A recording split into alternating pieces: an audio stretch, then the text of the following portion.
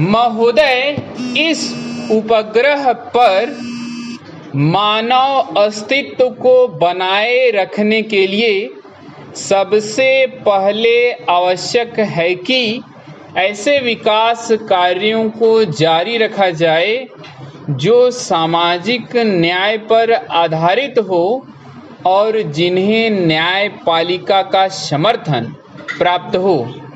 अन्यथा पर्यावरणीय प्रदूषण के कारण न तो पीने के लिए साफ पानी मिलेगा और न सांस लेने के लिए शुद्ध वायु, और न ही आश्रय देने वाले वृक्ष ही रहेंगे। 21वीं सदी में संपूर्ण संसार मात्र शमशान भूमि तथा उद्योगों की छीजन और रेडियोधर्मी कचरे की कूड़ेदानी बनकर रह जाएगा। लोभी मानव को सोने का अंडा देने वाली मुर्गी को नहीं मारना चाहिए। वायु, जल, वनस्पतियां और पशु पक्षी मनुष्य जाति के लिए अस्तित्व के अभिन्न अंग हैं, जिन पर उसका भविष्य निर्भर करता है। सार्वभौमिक न्याय का यही मूल तत्व है जिसे राष्ट्रीय और अंतर्राष्ट्रीय कानूनों का रूप दिया जाना चाहिए। कुछ विशेष अपवादों को छोड़कर हमारे न्यायालय समझते हैं कि पर्यावरण संबंधी कानून से न्याय व्यवस्था भंग हो जाएगी और कानूनी अधिकारों का हनन होगा, क्योंकि हमारे विधिवेत्ता और न्याय प्रणाली कानून के इन नए आयामों से अपरिचित ही नहीं, अनभिज्ञ भी हैं। यह अधिनियम काफी व्यापक है और इसमें विभिन्न प्रकार के जल स्रोतों को शामिल किया गया है। अधिनियम में केंद्रीय और राज्य प्रदूषण निवारण एवं नियंत्रण मंडलों की स्थापना का प्रावधान किया गया है, जो स्वायत्त निकायों के रूप में कार्य करेंगे। अधिनियम के कार्यान्वयन के लिए स्थापित इन मंडलों के दो महत्वपूर्ण कार्य हैं: प्रदूषण मानक निर्धारित करना तथा उद्योगों के कचरे और वाहित मल को नदियों में बहाने के लिए स्वीकृति प्रदान करना।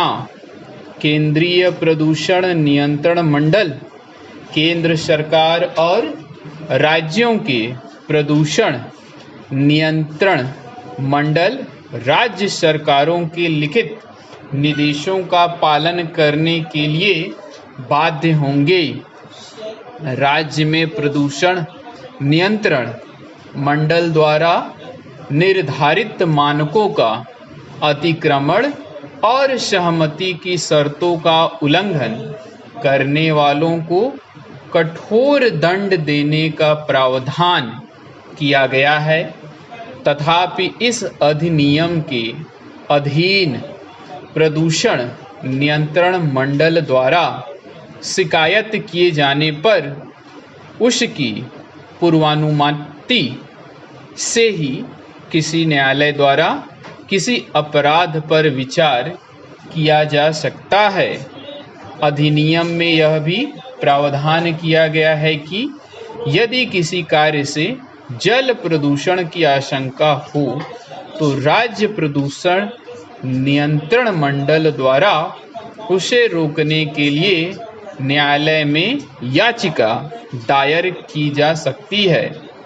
इस अधिनियम के द्वारा पानी के नमूने लेने, जांच और मुआयना करने के लिए प्रदूषण नियंत्रण मंडलों को व्यापक अधिकार दिए गए हैं। केंद्र सरकार द्वारा केंद्रीय जल प्रयोगशाला और राज्यों में राज्य स्तरीय जल प्रयोगशालाओं की स्थापना और विशेषज्ञों की नियुक्ति का भी प्रावधान इस अधिनियम में किया गया है। वाहित मल और उद्योगों के कचरे से होने वाले जल प्रदूषण को रोकने के लिए आवश्यक उपाय स्वयं करने का अधिकार भी राज्य प्रदूषण नियंत्रण मंडलों को दिया गया है।